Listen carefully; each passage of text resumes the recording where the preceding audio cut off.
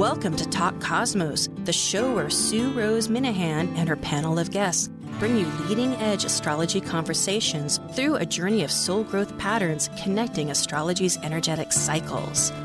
Get ready to understand your path in the cosmic roots of the stars.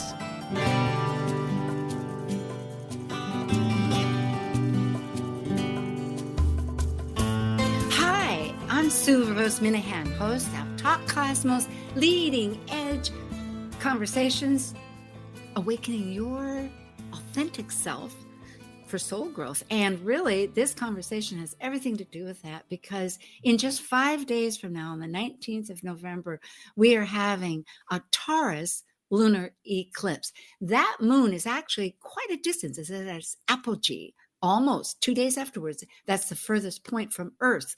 And the incredible thing about that eclipse will be that because it is it's a 3-hour eclipse, meaning from its start to its actual perfection. And then there'll be another 3 hours afterwards, a total of over 6 hours. It's the longest in 558 years, I believe. It's an incredible experience, which of course is always like a knowledge, and then the visceral experience is afterwards. And that's partly what we're going to bring in with this cosmic collaboration group that we will be talking with in just a few minutes. And we are in this energy of Scorpio. It's transforming times. We're leaving spaces, making space, you might say, for new rebirth. But we're still in this nodal period of time with the lunar eclipse between Gemini and Sag, and the messages are kind of mixed and gooey, we were kind of explaining, which maybe we'll be able to define, because sometimes it's just like, what mix are we in? But yet there's a lot of potentials. And this eclipse is going to be best viewed, maybe I'll say it now, all in North America, here in Hawaii, down in Australia and New Zealand, part of Asia, and then also part of southern South America. And so we will talk more about that in a moment. And okay, I think time to have cosmic collaboration. Investigating the deeper archetypal questions related to understanding astrological energetic aspects for growth patterns to unify mind, body, spirit, and emotions, this is your Cosmic Collaboration Panel. I'm Rose Minahan, host of Talk Cosmos, an evolutionary astrologer and consultant, plus a certified color energy coach. I explore creative expression as an artist, a musician, and write abundantly, stories to poetry. I love investigating mythology's language, philosophizing eternity, and I'm a perpetual student of life, seeing oneness of body, spirit of people, animals, and nature. I'm Susie Kerr-Wright, astrologer, certified psychic medium, tarot reader, life coach, and Reiki master. I love to bring what I call cosmic common sense to the world through private sessions as well as all types of media. My work has been published in Chewy.com, Brides Magazine, Good Housekeeping, Cosmopolitan, Elle, Bustle, and more. And I'm a regular guest on Today in Nashville. I've had my own radio shows, and I was the weekly on-air astrologer for WSCA-FM. And I love to teach astrology and psychic development. And I'm Amanda Pierce, a soul-centered astrologer, astrological consultant, and empowerment-based meditation teacher. I have a BA in psychology, I'm a wellness enthusiast with a passion for healthy eating, and I enjoy creating new realities and shifting old paradigms. And like the Sufi poet Rumi says, you are the entire ocean in a drop. Hi, and my light just went out. Well, I've been having that. I'm having an eclipse early. It's like, oh, there we go. I think we can do it. Hey, the light goes back on. Oh, now off again. Well, such is life. Okay. It's a temperamental that kind of energy. Sometimes. Yeah. It is. I'm just going to leave it on, bright or not. There it is. I better come to it. So when is it happening? Oh, very good. And when is this happening? I hadn't mentioned, and I'll mention it now just for our wonderful audience that loves to join us, and we're so glad for it. Do subscribe. We're on Talk Cosmos YouTube channel, and it's always a podcast, and this is aired through wonderful KKNW, 1150 KK, 1150 AM, any rate. And of course, they have a live button too. So there's many ways. But it will be happening here in Hawaii in the evening on the 18th. And that's going to be 11:02 in the evening. But let's start on the east. Well, on the East Coast, it's going to be in the morning at 4:02 in the morning. So you're going to have to be a night owl to see all this, or early in the morning with the birds. And then, of course, it moves across the country even earlier. In Central Time, where you are, Susie, it's going to be 3:02 in the morning. Now, a person could get up at midnight and begin to see this, and then finally say, okay, fine. And then in the Mountain Time, if you're going to Santa Fe up to Calgary, it's going to be at 2:02 in the morning. And where you are, Amanda, it's going to be at 1:02 in the morning. So it's not quite so bad. And there you go. But that'll be on Friday. And actually at Alaska, it's going to be right after midnight. But here, yes, so I'm going to look forward to it and see what happens. So it's exciting. And let's see this chart before we bring it. Well, hello. Do either of you have something you want to say maybe? And we'll, yes, hello. Start this off. Nice to be with you both here today. Yeah, same. Yeah, Same. and especially because next month in December you won't be with us. We're taking a little vacation, and I have 3 special guests that'll be on. In fact, we'll have Justin Elsey on the 12th of December talking about the lunar nodes and the Pluto return. And on the 19th, I have Linda Barry talking about vibrational astrology, which will be very exciting, which I think one of those you guys would have been on.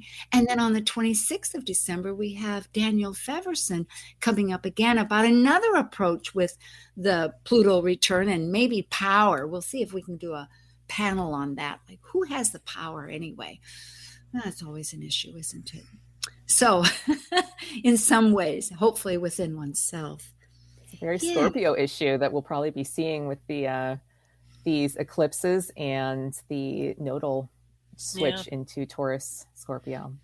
Exactly. Not that that's what we're here to talk about, getting ahead of ourselves a little bit. But in a sense, but thank you. But I'm really glad you did, because really reminds me, it's a precursor, isn't it, to those nodal switch, which is happening on the 18th of January, not that far away, really. You know, the nodes right now, they go in reverse, and it's only at 1 degree right now in Gemini. So, and that's why we have the Taurus eclipse. You know, as one starts trying to gather that, it has to be anyway, it's all very astronomical, and we could talk about that, but that's the fact. So somebody can learn. Okay. So, should we look at the chart? Let's look at the chart and see what comes up. Sure, let's go for it. We'll bring that up. Okay, because it is a full moon on this chart always, and it's also got a T-square. Now that full moon, of course, is in Taurus with the sun in Scorpio.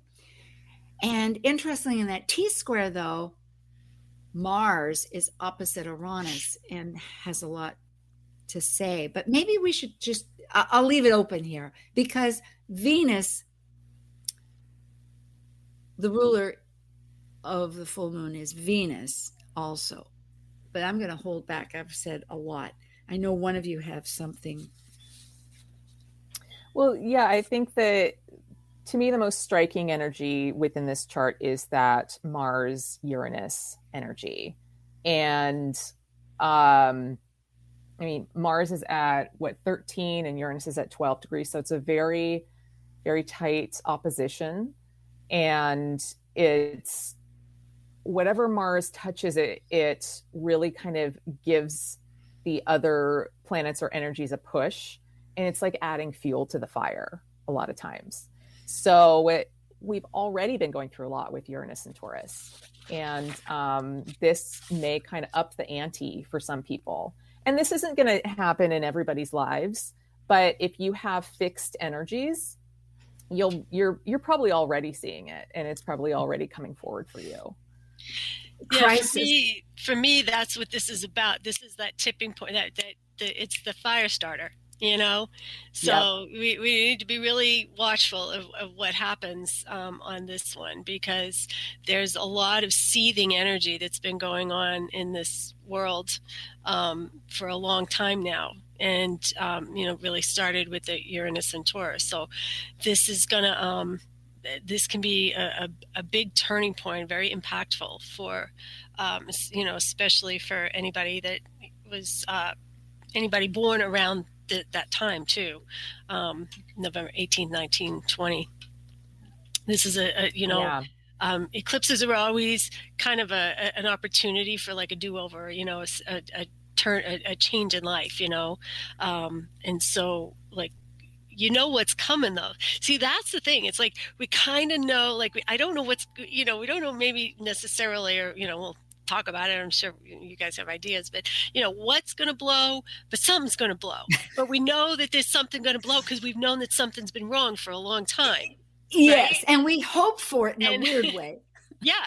And another thing that I always remember about the difference between the solar and lunar eclipse is the lunar eclipses hit you in the feels. They get you in the feels. Right.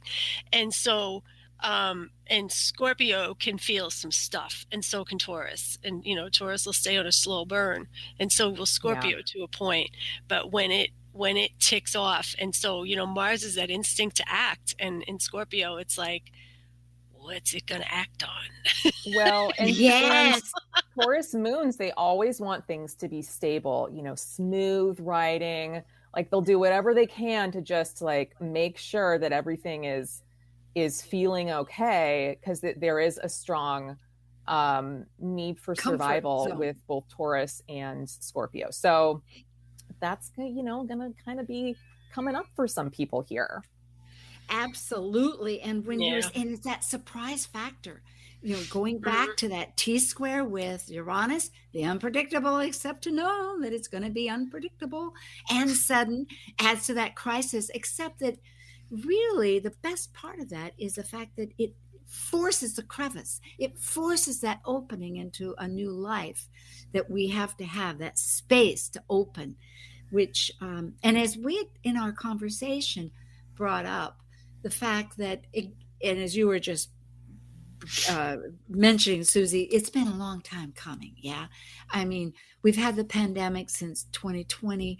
Uranus has been in Taurus since 2018 in May, has its 7-year cycle.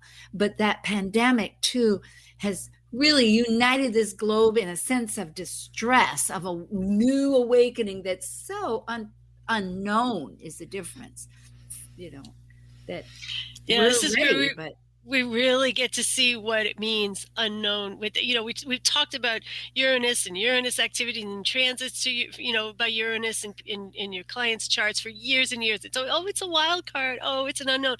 But this is like one of the big unknowns. This is like the big mamma jamma right here, because we're really living it now. We are in it, and we are in it collectively. And so in each of our lives, there's that that unknown, whatever that we know is coming. And we all have our own experiences to it, but collectively we're all having this massive awakening and this massive sense of, it's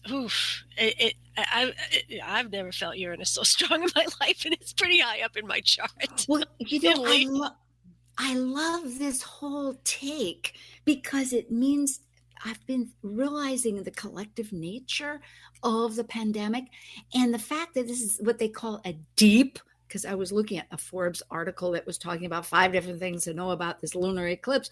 And one of them was this fact that the moon is so far away, and that's why it's so deep, which anyway, but the fact that is collective, I've often been realizing that since the pandemic, that whatever the nodes are in, we're experiencing a whole new dimension that's deep.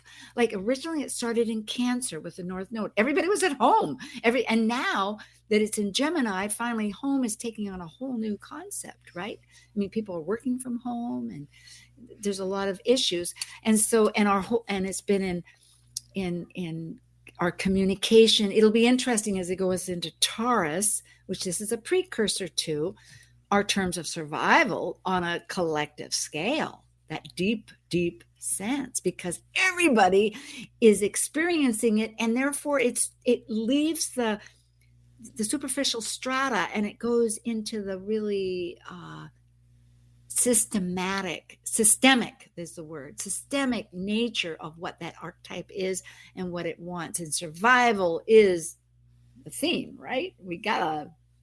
Yeah, I mean, people, it's like we're reframing what survival is. We really are. It's like, what is survival? Survival used to be one thing pre-pandemic, and now it's another thing post-pandemic. And we're also seeing, the undoing of things that we used to look to as, well, as long as everything's okay in that arena, everything's going to be okay here. And we don't have any of that anymore. There's no foundation. Yeah. Uranus, Taurus being the earth, Uranus being sky, boom, it's exploded. There's been a collective earthquake that's happened, and suddenly none of us are on solid ground. So now we're kind of scrambling to redefine what security is, what safety is, how we communicate, all of that. And I think with that, with that restructuring or reevaluating of what is survival and security, there's also a restructuring of what we value, because when you're in that state of survival, certain things are just not important, and we've been holding on to them and kind of like, status quo. Like, this is so important to me, but is it really? Like, I mean, there are certain things that we can really just let go and allow a more authentic values to come forward for us. And it's hard. I love on a personal nature, because this happens to be right on my moon. It's like, I know something's going to give. And so I can look ahead and go like, oh my gosh, like dominoes. Should I pull this one? Should I pull that one? Oh my goodness, what'll happen? It'll collapse. But the thing about it is that it's visceral. And when it happens, it's like that bolt of lightning that suddenly shifts things. And there's like, okay, that's how the cookie crumbles, which my father used to always say, can't eat it now. Yeah, I feel like we've been on a journey with Uranus and Taurus, and it's an evolution of our experience, and I've been meditating on that, and I feel like what's coming forward for me is that there's a need to find stability in the instability. Like, how do we do that with like not looking to the external to find stability? It's like, it's really got to come from within, and allowing the space for the energy to flow instead of clamping down on it. That's something that Taurus and Scorpio really like to do. It's like, I want to keep this. Yeah. Control. And I know Susie has something to say, but I'll say control nothing, create everything. It's a mantra that I keep hidden in my purse to rediscover. And really, when we looked at the fixed cross, it's Leo. I think that Leo and that Scorpio, the whole 9 yards of the four. Susie, you're burning. I can see it several times. I wanted to say something. No, okay. I'm good. Well, that stability within instability, that really brings forth. Okay, there's a couple of thoughts here. One is values, goes back to our beautiful Aphrodite Venus in Capricorn right now, down there in this chart, which is the East Coast chart, in the third house, of structure and of tradition, still looking to try to re-grasp some identity of that in life.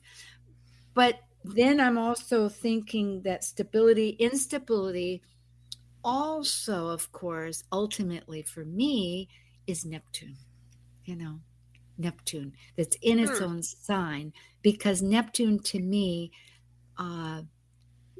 must look at the partnership with the greater source of all, whatever you call that, and make that a partnership so that we don't see the form. I think ultimately, regardless, that's the error of the Capricorn emphasis that we might be thinking, because all these archetypes can be so much bigger, than what we classically just think of them on a generic terms and talk about, right? So that really, if we can wait and see what form is coming to us as a gift that we've intended through our real desires that we feel, which is really what manifestation becomes, as is taught on an esoteric level, esoteric hidden, or the spiritual dimension, then one can start realizing that the mirror of energies, that and work with it. Not to say that still doesn't make some hard choices and stuff, but it moves, I think, is the process of finding that. Well, touching on that though, what that reminds me of, sorry, I'm losing words here, is, there's that whole process of, Pisces and the urge to merge, right? And, what's a common struggle that Pisces people have is merging too much into other people, into their energy. So if that's where, and I like what you're saying about that, so that actually makes really a lot of sense, because I'm like, where are we going with this? Because, right now we have traditional and we have, AI. Okay, so we're either going to remain sovereign humans and keep our land and our homes, or we're going to become AI, right? And so, I mean, it's extreme, and there's no common ground. And so, and really, when you think about it, so that, to me, like when you talk about that, I was like, that is beautiful, because if you think about the and I forgot the name of the book again, Course in Miracles, they talk about seeing the spirit in others, and that's what it's all about. It's about seeing that divinity and seeing that spirit. And of course, this is what we all strive to do and what we all want to do. But however, and there is also the possibility of, like, so what happens when we do that? Is something, I mean, now we're getting a little bit out there, I know, but, is something else going to come in and possess us, if we are that open? No. So it's like, where do you, there has to be some sort of boundary, I would think. The boundaries are really important, I feel, when it comes to that, because if we're all going to be kumbaya and everybody's eating off of everybody else's plate, where's our sense of identity? And do humans even need that? I don't know. I sure like mine, so I'm not in a big hurry to give that up. But that's, I think, is the struggle. It's like these people that have genuine fear of merging with other people, and it's not that they're hateful or evil. It's just that it's like, okay, but who am I, and how do I do that without losing my sense of being? Does that make sense? Well, it does, and it's not exact. And I think, though, that on a relates back when a person, it's understanding what spirit is, because and I think of all the archetypes happening right now, because we are in this mutation time since last year with Aquarius, Jupiter and Saturn on the usher in this 200 year of air, and we're in that structure, 20 years at least, of social energies, which is also AI on one terms, that is like artificial intelligence, in all different ways, but also about the individuality. And so there is, and the consciousness of the community. And that's really, it's true, the struggle that we're having. And if so, we are in Mars opposite Uranus in this, with Saturn in Aquarius. So really, this conversation is very intuitive, I think, or appropriate to realize. And it could be that with the next nodes, this is further. Now, with that said, we have to remember Jupiter, though, our great once a year orbital planet, is going to shift signs into Pisces, which is going to bring out a lot of the imagination, we talk so much. I talk so much. I will take credit for that. But I do think on expressive terms. But you know what? Those are just words and tools to express what's really going within. And sometimes that's very tricky because our real messages, one could argue, are really in sensory perceptions that are more in feeling and more in pictures that take time to digest and express. And I think that will be partly what we're experiencing. So there'll be a lot of downloads, as they call, with this Jupiter in Pisces. Yeah, that will help and imagine. And there's other ways to express. There's poetry and music. And what is that? That is when words don't clinically, in my sense, give instructions, which are really, for me, kind of difficult in the first place. It's like, who says this and that? Yes, we all know it's left and right, but it can get complicated. Whereas words can also be used and have from the beginning of time, sonnets and poetry and epics and fables and all of this that allude to what this inner conversation is trying to express. So back to the merging. What time do we have? We have time. I can't see the clock. Any rate. Well, I love that you brought in Neptune because when we're thinking of eclipses, it's a time where we can break or shift patterns in our lives. And this could be a time when it's ripe for us to shift into something that we've been dreaming of. We've got the North Node in Gemini, which is ruled by Mercury, and Mercury is in a beautiful trine to Neptune right now. So there's also this piece about kind of finding the space between holding and letting go. And this is actually something that was coming up for me in regards to the Uranus, Taurus, Mars, Scorpio energy, where there's this, it's like they seem like they're opposite things, holding and then letting go. But letting go is like, we need to let go so we can be free from our attachments. But we also need to hold the space for a new vision to come forward so that the best outcome of a circumstance will happen, or this new stage in our life can come forward. And with Taurus, we often get confused and we start to clamp down and hold on to things which aren't serving us escape anymore. Or just plain escape and not look at the truth of it. And I think all of that really brings in what we had first finally realized. Oh my gosh, it's gooey, it's messy. It's like, where does one, because classically, I've been hearing many times other people with various classes and that, the caterpillar, the great metamorphosis, it actually in its cocoon loses its identity. And there's one person, I wish I could give them credit, said, who in their right mind it may have been through Amanda Poo Walsh, from Astro Hub had her next year's, or anyway, there was a panel that I listened to, which I don't listen to a lot of panels.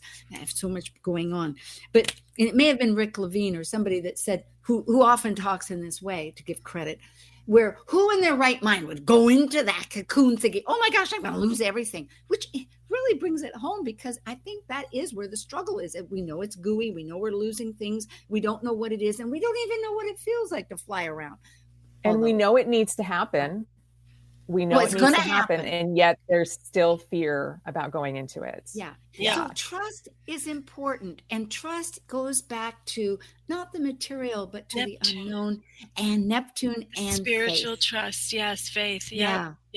And in a way, we can look a little bit at history, because yes, there have been times when things haven't worked out. But again, I think it's that, and I was alluding this to the light, the light particle, the light.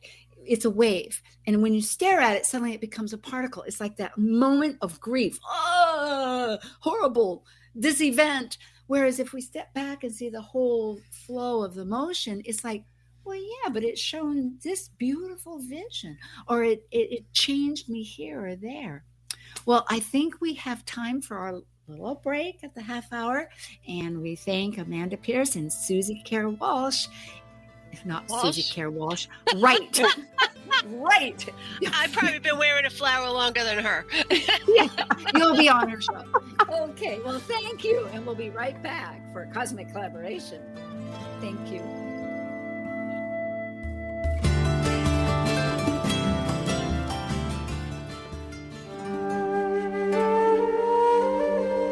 While we take a break from this week's edition of Talk Cosmos, let's take a look at this cycle's archetype. We are currently in the yin period of Scorpio, traditionally ruled by Mars, now ruled by Pluto. By departing a cycle based on comparison between extreme energies, finding balance, Scorpio commits a relationship to exchange resources, experiencing power and powerlessness for the purpose of soul growth transformation. As a fixed water sign that is extreme, intense, and secretively deep, Scorpio's passionate nature questions the psychology and mystery concerning life and death. Talk Cosmos brings you leading-edge astrological conversations with hour-long programs each week on KKNW. The show goes live every Sunday from 1 to 2 p.m. Pacific. Talk Cosmos weekly programs are also available to watch live on Facebook and YouTube, along with daily chats throughout the week on the Talk Cosmos YouTube channel. While you're there, make sure you click like and subscribe buttons so you can get the full Talk Cosmos experience. Or, if you'd rather listen to the show archives with audio only, the entire podcast collection since 2018 is available on most podcast carriers. So, grab your coffee, tea, or kombucha and enjoy the show. Hello, astrology soulmates. It's me, Stormy Grace, the creator of the YouTube Astrology Academy, and you're listening to Talk Cosmos on Alternative Talk, 11:50 a.m., where Rose Minahan and her guests interpret and connect meaningfulness to astrology's essential energies. Alternative Talk 1150, here to uplift your day. Hey, thanks again. Here we are, and glad for all our listeners. You can always email me at info@talkcosmos and let me know your ideas and suggestions. I'm always glad to hear, and do subscribe. So we have Susie Wright from Tennessee and Amanda Pierce from Seattle, Washington. And we're talking about this upcoming Taurus Lunar Eclipse that we've talked about in different shows, so you can hear what other people have to say. And it's always a new energy, and the energy is feeling more and more. And you just brought up about Venus and Mercury in the last conversation. And you know what? Venus right now is out of bounds. That means it's outside that elliptical pathway of the sun. So it can do its own thing. It's saying like, yeah, I have these feelings about my values, and I have these senses of my survival. And more than that, I want these relationships, because Libra is sort of involved there too with its, even though we're talking Taurus, it's still under the domain of Venus. Later on, Mercury is going to be out of bounds. This year, somebody sent me all the 2021 out of bounds. And there's been quite a few. Venus and Mercury have done their fair share of being out of bounds this year. So they have a lot to say, and it's worth listening. Right? Yes. There's one more thing. I always like to remind people. Oh, go ahead. Do you want to go ahead? No, go ahead, Susie. Yeah. No, go ahead. I just always like to remind people too, when we're talking about, and granted we are in a completely new world and all of that, but eclipses are always reflective of periods in the past. So, and you always want to look back that, for those out there that don't know, about 18 years. So this eclipse goes back to November 3rd, 2003. And so if you think about that period of time, what was going on in your life, and how, and it doesn't mean that the cycle's going to repeat exactly. It just means if you're still doing kind of the same things that you were doing back then, and you weren't happy about them then, and you're not happy about them now, this is the time to break that cycle and to make that change that's necessary. So just want to remind people about that. Yes, very good point. And sometimes you might see certain themes come back, but you've learned along the way, and you have greater wisdom now. And so you're able to handle it in a different light. Yeah. Like a sequel. Make it better, make it more to your advantage than just, yep. So it's always helpful to look back. It was a potent time in my life. When you say that, it was really? Like, oh my gosh, because there was so much happening before then that had climaxed. And I didn't know it, but I was in this window between imminent change when my whole life shifted, because later in April, my father's health changed. And my husband and I moved in with my father, who had a lovely home. And we stayed there for 3.5 years. And it was enormously transformative. It was like my past life totally eclipsed and changed. So it's like, oh my goodness. Well, I'll enjoy the holiday while it lasts. We'll see what's ahead. I was literally just thinking about where I was at in 2003. Now it happened in April, but this eclipse would have been in November. But in April, I believe that was the year I located my brothers that I had never met in my life. A whole bunch of them. My life changed dramatically. Yeah. Yeah, exactly. Past came to the future. Interesting. Yeah, same here. Past came to the future, because I hadn't been with my father for like 30 years. I have this long Saturn relationship, 30-year relationship with really vital parts of my life. And it is, depending on the house system, in the 12th house, or it goes in the very end of the 11th, which for trad people would say, well, it's in the 12th anyway. So I go with the 12th. And so that it's really true, because there's such a renewal in that process. It's like, wouldn't you say, really, right now with the Titans, Saturn and Uranus, they were of the two gods that were part of, once the Olympians, once Jupiter came and overthrew his father, who had eaten all his children in the mythology. And for the virtue of, we can say, because he had overthrown his father, Uranus, which in time, just to clarify, why is this in mythology? It's because maybe there was no time in the whole order of creation when Uranus was around, birthing with Earth, Gaia, but with Cronus, Saturn coming along, there was mankind and people and timing. We lived throughout the 24-hour cycle, but everything was ordered and forever real as far as order. And you can say too that then when Jupiter comes and overthrows, then humanity had ability to make choices as whether they were going to go with the intuitive higher self or their own little emotional they all have emotions, we can't deny it, emotional needs, but on what level? Divinity. Thank you. There you go. And I think, I think the other struggle is like, is AI actually divinity, or like, is that another whole thing? Is that another whole can of worms? Like, is that really where we came from, or is there a God? So another whole chapter. But what were you, like 5 in 18 years ago? Oh, no, not. I was early 20s. Yeah. Okay. Was that a significant time for you at all, or? I'm trying to think back. I don't know. I don't have any stories around 2003. That's a good thing. Dig a little deeper. Yeah, maybe. Yeah, but this eclipse is definitely, I already know it's hitting me hard. So, and it's a lot about Saturn too. I think it does bring back to us a lot of Saturn, like however it is, and it could be on a familiar basis, our father in some ways, whether it's his kids or his life or however it works.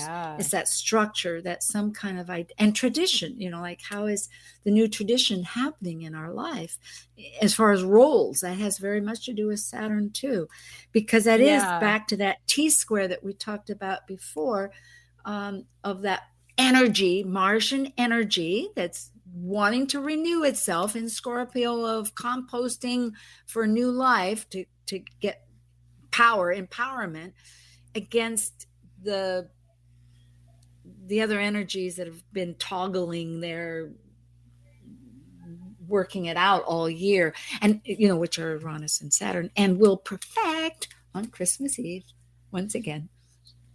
Well, and with that T-square, Saturn squaring both Uranus and Mars, it may kind of lead to scenarios where you're restricted in what you can do. Like there are only certain options for how you can move forward with things.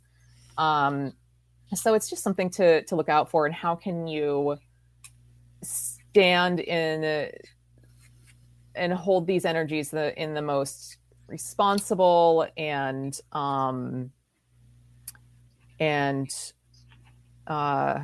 there's a word that I'm losing here. I guess Saturnian way. I can't. I'm losing my Saturn words right now. Well, of course, because Venus deliberate, ruling. intentional. Yeah, perfect.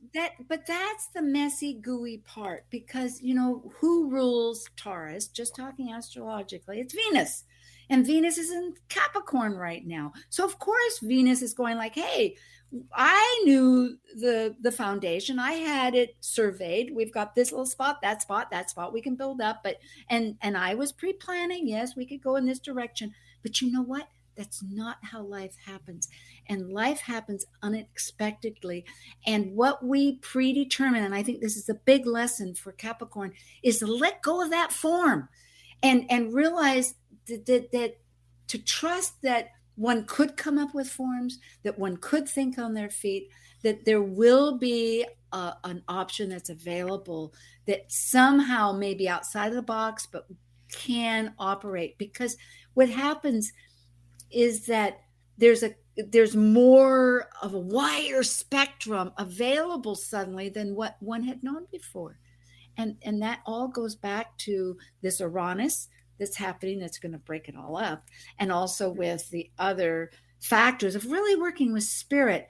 And in some ways, we haven't really focused on that merging part, because I wasn't thinking always of spirit merging with everybody. I know that can be like, if I let go of this, then maybe that's happening. But rather, it's just welcoming that there could be an answer coming from another area that one didn't even see. And sometimes it's not always a friendly way of telling you. If a person's been resisting it a lot, it's like somebody tells you in a rotten way that you still don't like in the long run. And I can think of several incidences for this in my life, because I'm married and it's not just my way, but it's a collective highway. And so choices sometimes take longer to make. And sometimes the way you get told is like when we moved from Seattle, but we're really grateful for it. So with all that said.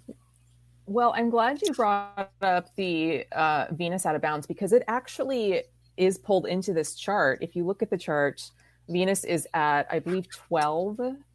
12 Capricorn right now. So it's in a very close trine with Uranus, and it's sextiling Mars. And so there could be some qualities of this, the Venus out of bounds popping up, and it's a good time to kind of embrace those difficult Venus parts of yourself that you have trouble with. If you don't know what you want, or have trouble processing feelings or relationship issues, limiting financial beliefs, low self-worth, those are great things to address, because Venus isn't constricted in the same way. It's not operating the way that it usually does. And I love that there was this, just this last week, there's this article that came out about how men are, what is it?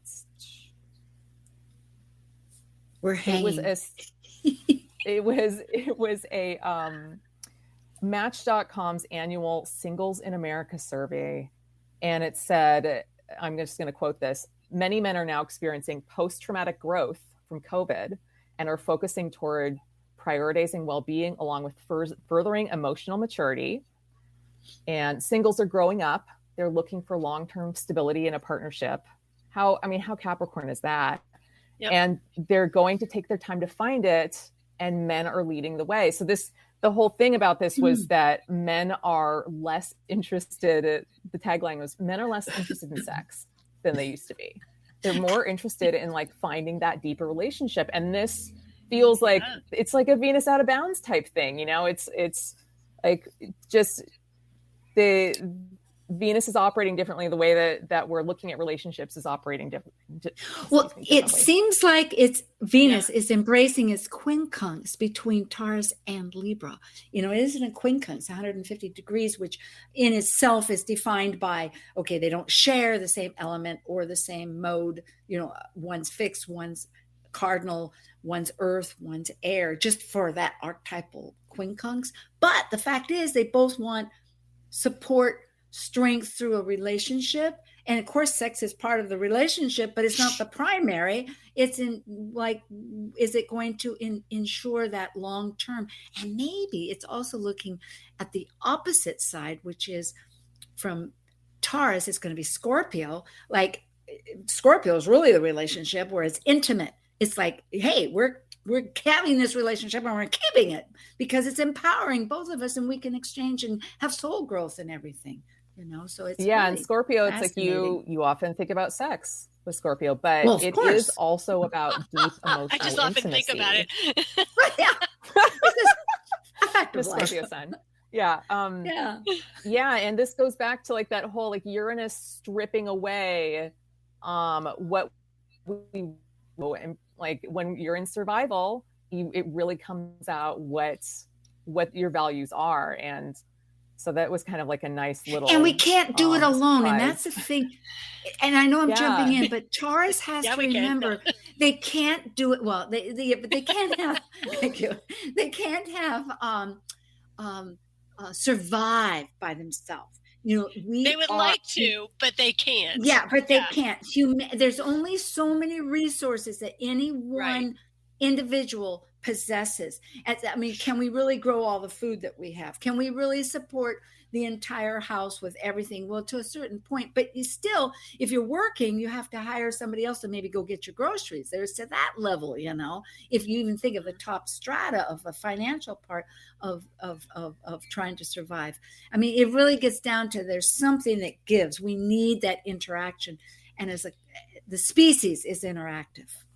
Yes. I almost feel like this is maybe a weird thing to say, but I almost feel like Taurus is fine with working with other people as long as they deem them competent. You know what I mean? It's like Taurus, they can gel with other people. They can, but they have to have that respect. It's almost like a Capricorn.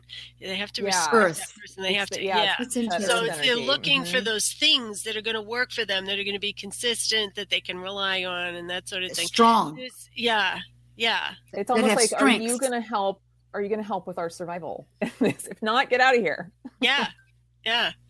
So, well, that's a good thing. The same way, you know. Yeah, I hadn't thought of that. Although this is the highest part, because it gets into that shadow part, which goes back to me a lot of the Neptunian, which is an important archetype. And I guess I should mention this, but, you know, there's like the weakness, like the escapism, and someone nurturing somebody. If they don't feel secure in themselves, they can help somebody that's insecure. And then again, it's the victim mode and someone, you know, all that baloney that hopefully more and more we're empowering to see that. And maybe this has a lot to do with that fear of merging that you had brought up, Susie, that I'm kind of grasping in context in certain ways, that if Scorpio does need, understandably, a strength to optimally exchange with for their strength, you know, which is the polarity of Taurus, it's like if one has that victim mode, it is where you don't think that you don't see that really what's coming at you in your life is from your own making. It's your own intentional lack. That then there's a fear of, it's the whole 9 yards. So it needs little baby steps, very likely, but just somewhat the willingness to let go and experience that in some kind of elementary faith, and trust that oneself can make their own course in life, through and if you values. If you do address and accept and look head on at like, oh, I did create this, then you have the opportunity to change it. To change it. Yeah. See, that's one of my pet peeves about the way people talk about law of attraction, which is so incredibly powerful. It's, there's this myth that it's victim blaming, and it's not. It's empowering, because once you realize that you, in a conscious or unconscious way, mostly unconsciously, if it's, something you don't like, we're creating that result, co-creating that result, right? Then there's the power. You can change it. You said it, it's just like, how can that not be empowering? How is that? That is so not. Then that's blaming, That tells the key to this business of the fear of merging, because one realizes is part and parcel, just what we're talking about, that we have the responsibility. The buck stops here. That it, in some way, if you look back into your own self, one way that really helps is Louise Hay's, the body. Louise Hay's, who's now no longer, but she has that Louise Hay's Hay House Productions. Heal the Body. And she has this Heal the Body. You can heal the body. And in just a quick little business, it'll tell, like, if it's skin issues, that it's about your sense of boundary, of fear. I live by that book. Yep. Exactly. Yep. Because it's like a kernel of thought that suddenly introduces, oh my gosh, where did I think in my life that reality? And you begin to shift it. It's an awakening. So maybe Taurus Uranus and Taurus, and with this T-square, the body, and the next year's nodal things is going to be like, our body is going to really start talking to us. Yeah. Or we'll listen. I totally agree. There's opportunities for shifting the health of the body, and for allowing the emotional emotions that get stored in the body, allowing for those to be released. Because that's often where disease comes from, Yes. Or at least that's a theory for it. Yeah, exactly. Yes, exactly. Yeah. Exactly. And so I really think with Uranus and Taurus, there's the opportunity for different somatic processes to gain a lot of popularity, and for the release of the emotions in the body. Just kind of out of the box kind of thinking for health and healing. It's happening. And with Jupiter in Pisces coming along, it's going to really open up that dance, music, motion, dance. It's Pisces is all about, along with Taurus. Taurus is very music oriented. When you look into what it rules and all of that, it's musicians often have a lot of Taurus in them. So that dancing, because it somatically you release, it's motion. Yeah. It's not just stayed. Yeah, I agree. I'm a big fan of dancing as a way to kind of release energies from the body. It just like, it gets you out of your patterning. Mm-hmm. Yeah.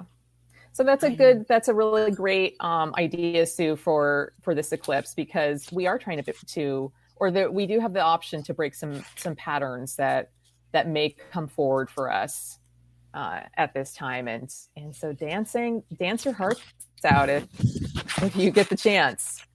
Yeah, express it.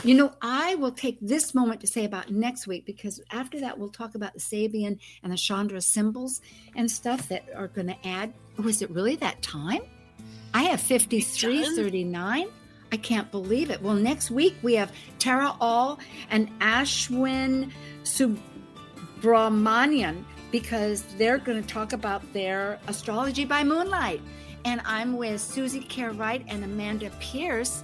I just can't believe that it's already that time. Wow. Well, we didn't talk about Sabian, but you can catch last week with Moonbeam Team. They did. And thank you. I'll miss you in December, but happy Thanksgiving. Happy Thanksgiving. Merry Christmas. Happy Thanksgiving. And big solstice returns. Happy holidays. And eclipse season. Here we go. Yes, ma'am. See you in the new year. Okay.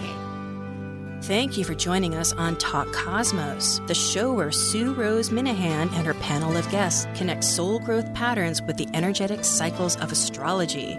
Be sure to tune in next Sunday at 1 p.m. Pacific Time to continue your journey through the roots of the cosmic pathway.